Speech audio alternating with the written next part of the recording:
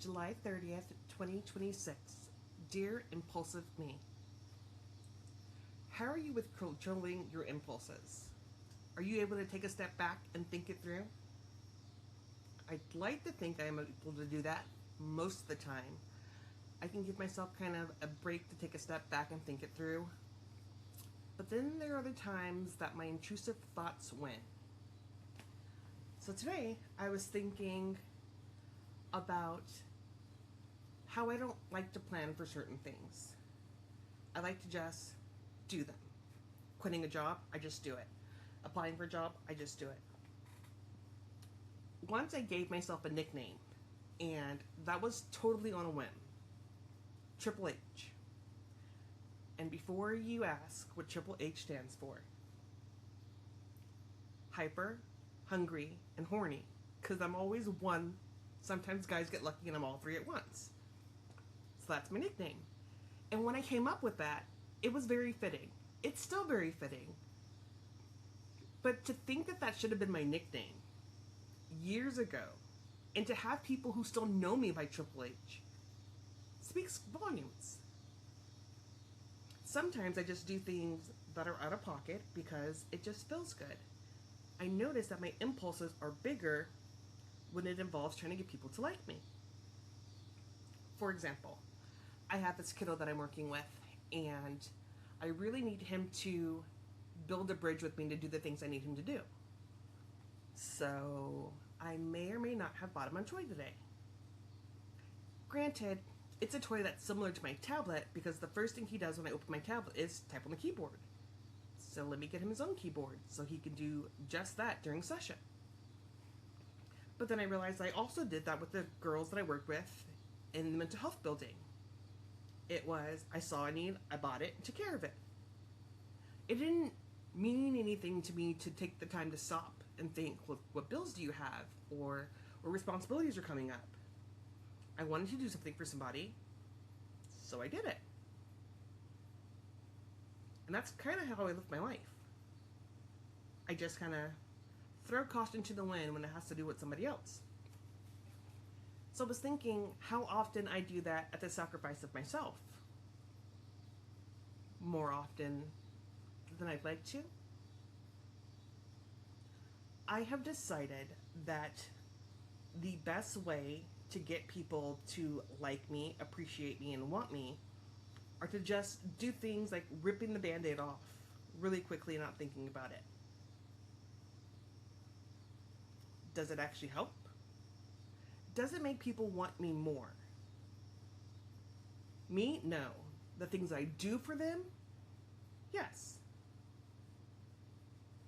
And then it's why I think that's so important.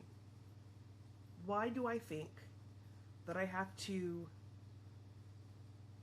rush into things and do them? And the answer for that's kind of simple, right?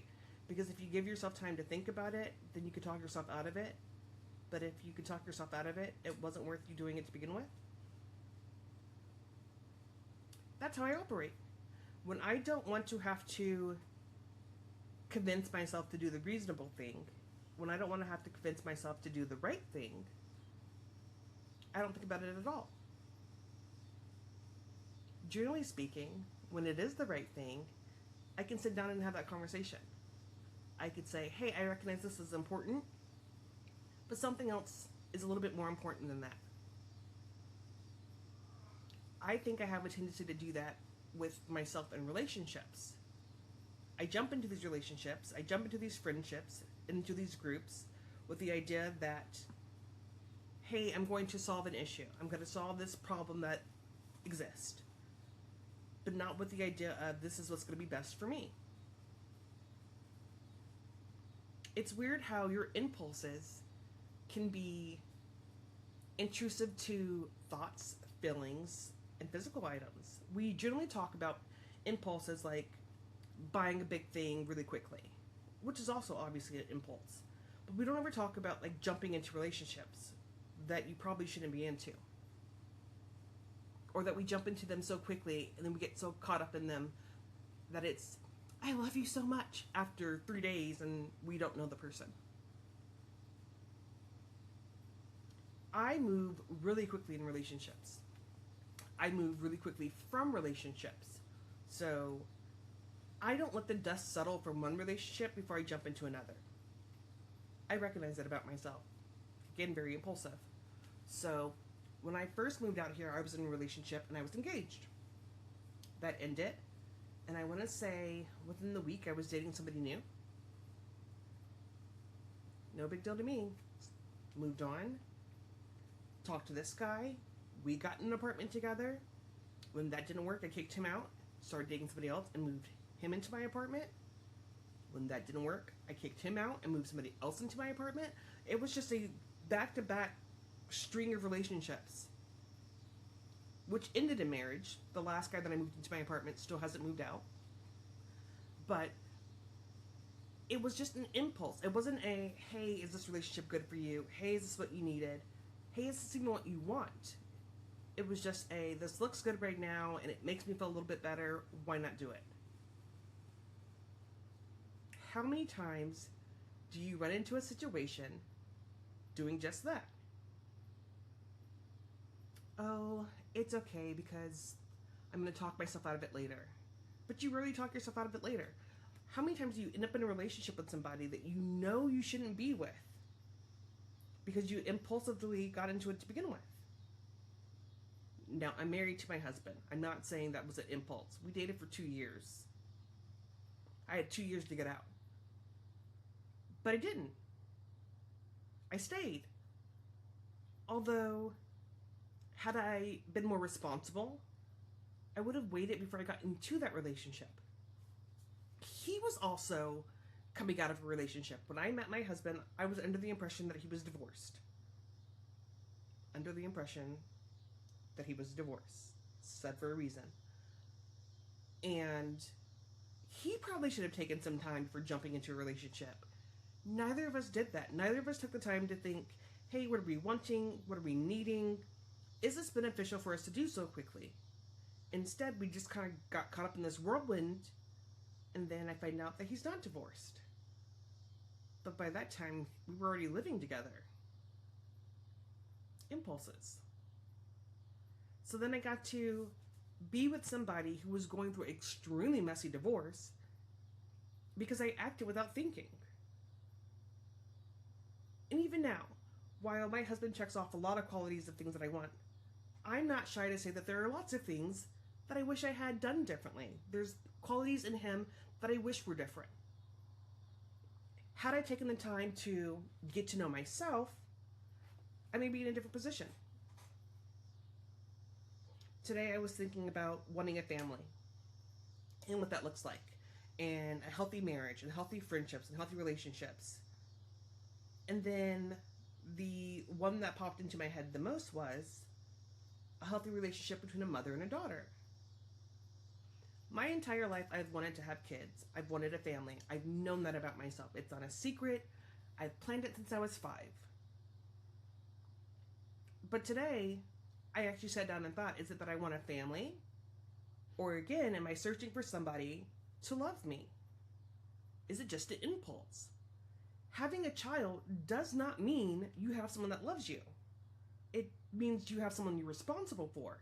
That does not guarantee that child to love you.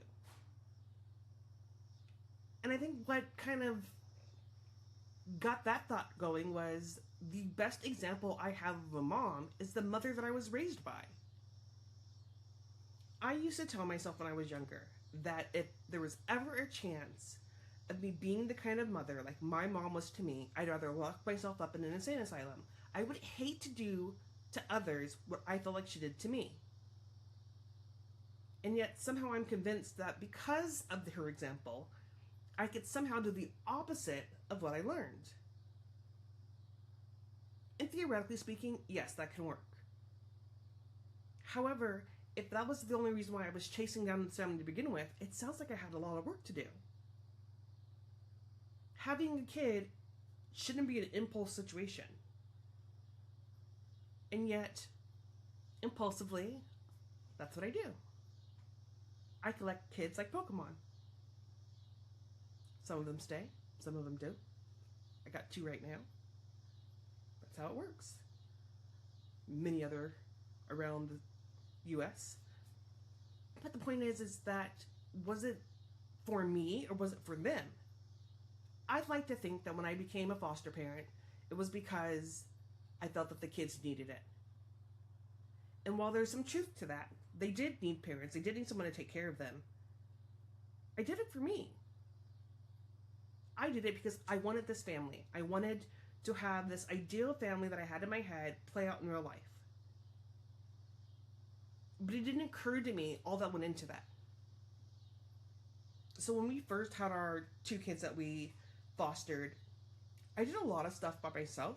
My husband worked out of the house. I worked out of the house as well, but things just kind of fell back on me. And then when we got in more kids, it continued to happen. So I did the doctor's appointments and the school and the running back and forth and dentists and doctors. And I remember he used to ask me if I needed any help with something. And the question would piss me off. And he couldn't understand why it pissed me off. To me, asking me if I needed help implied that it wasn't his job to do it to begin with. When we both signed on to be parents, it became both of our responsibilities to make sure these kids were taken care of.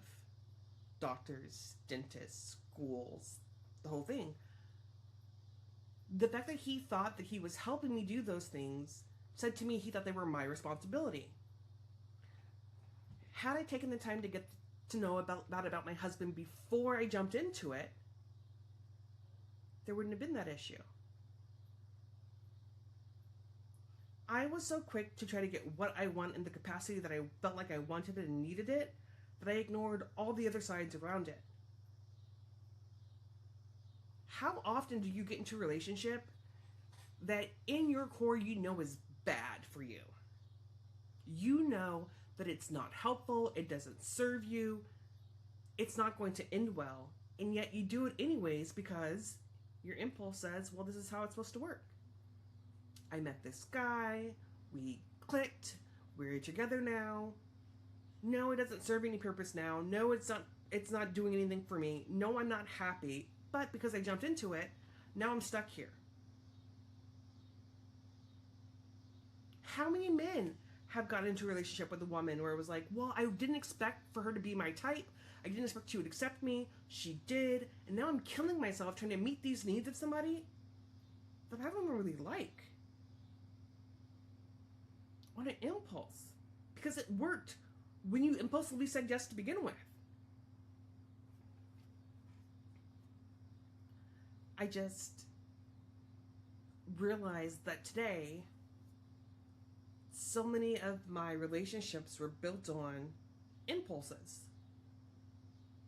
I'm thankful that some of those impulses have become more. Those relationships have become deeper and more important. But I wish I would have had the understanding of what I was doing back then when I was doing it. Would I still be with my husband had I thought that through? I don't know. I'd like to say yes, but I don't know. Would I have the friends that I have? Would I live in Missouri? Would I live in Kansas? If I had thought things through. Honestly, I don't know the answer to that. I am thankful that I've met the people that I have. I am thankful for the kids that I have. I wouldn't change anything about that. Even though I wouldn't change anything about that, I recognize that a lot of those things were built on impulses. My kids will always be my kids. They will have other mothers and fathers and relationships, and they will still always be my kids. They will be able to call me at 35 years old and say, hey, Mom, I need this, knowing that I'm going to answer. That's who I am as a mom. That is different than what my mom was for me. I keep living in this bubble that says things have to be a certain way. And because I've decided that things have to be a certain way, I keep going about it in a way that does not suit me or help me. My belief was that in order to have a family, I had to go get married. I had to procreate with my husband. I had to build this life with a house and a land and a car and a job and so on and so forth. That doesn't make a family. But in my head, that's what was necessary. It's so crazy to me that we oftentimes go for these things that we don't actually have to go for. It's ridiculous to me that we feel the need to serve these impulses because there's something missing. And that's what the impulse does. It supplies something that we're missing. Today, I wanted to find out what I was missing. Today, I wanted to learn why my impulse for family was so strong. And it's not that I don't want a family. I would love to have a family. I have a family. It's that I want to be seen. I want to be loved. But those aren't the same thing. Being seen and being loved is not the equivalent of having a family. It was a hard realization today. I'm glad I had it. I'm still processing it and thinking it through. I'll probably discuss it with some friends, work it all out in my head. But I'm glad that I'm catching on to it now. Hey, I may have been going about this all wrong. Are there any impulses that you have that you can sit down and think, hey, that's why I do that. Maybe I don't need to do that. Maybe I don't mean to do it that way.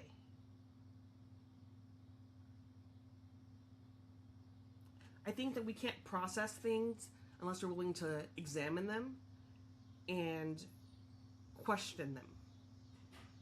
And sometimes that is looking at ourselves, examining ourselves, and questioning ourselves.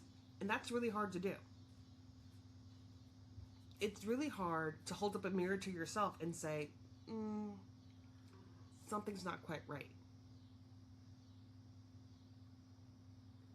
So, tonight, that's what I'm doing. Tonight, I am going to take the time to process what I need and what I want, and if the things that I'm impulsively acting on serve that. I'm going to remember that my bite of pie today was watching my client succeed at something that I've been asking him to do this week. I've been working with him for 4 days, and he's already accomplishing things that I've asked him to do. It's amazing to watch. It's amazing to see it click. It's amazing to know I'm that good at my job. But if I could be that good at my job, then why do I need to prove to somebody that I should be seen and wanted? Clearly, I am seen. Clearly, I am wanted. Clearly, I'm needed. My impulses aren't going to change that. So, just remember, today is another page in the story. It doesn't have to be perfect. It just has to be written. And before you close your journal tonight, ask yourself, what was your bite of pie? Until tomorrow, love you loud.